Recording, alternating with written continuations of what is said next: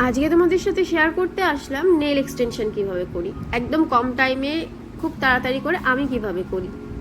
Hello, আমি makeup artist আর nail technician পূজা। তো আজকে তোমাদের সাথে আমি শেয়ার করতে আসলাম আমি কিভাবে নেল এক্সটেনশন করি খুব শর্ট টাইমে, কারণ আমাকে মাঝে মাঝে নেল এক্সটেনশন করতে হয়। তো আমি নেলসগুলো দেখো রিমুভ করছি কিভাবে। আমার একটা ফিঙ্গারের নেলস ছিল না, তোমরা আগেই দেখেছো। তো কিভাবে আমি রিমুভ করছি, যেহেতু এটা ফুল টিপস ছিল তো সেই জন্য আমি এইভাবে রিমুভ করছি। আমি কিন্তু হাতটা আগে গরম জলে একটু ভিজিয়ে নিয়েছিলাম। তো নেওয়ার পরে আমি তারপরে তোমাদের দেখানোর জন্য হাতটা মুছে নিয়ে তারপর আমি এইভাবে নেল রিমুভ করেছিলাম। তোমরা ঘরে এইভাবে নেল রিমুভ করতে পারো। আর আমি এখানে গ্লু ইউজ করছি, বোল্ট বিয়ের গ্লু 401। আর এগুলো দেখো সব ফুল টিপস আমি ইউজ করে নেব, কারণ আমার ফুল টিপসে আমি নিজের হাতে করার জন্য আমার মনে এটা সুবিধা হয় করতে।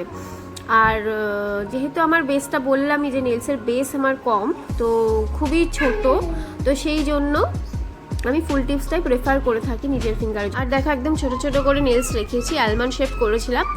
আর এটা আমি অ্যাসিটোন দিয়ে ভালো করে পরিষ্কার করে নিলাম, দেন বেস কোট ইউজ করেছি। আমি একদম সফট একটা লেয়ার রাখবো, তো আমি আইবিডি জেল ইউজ করেছিলাম এর ওপর দিয়ে।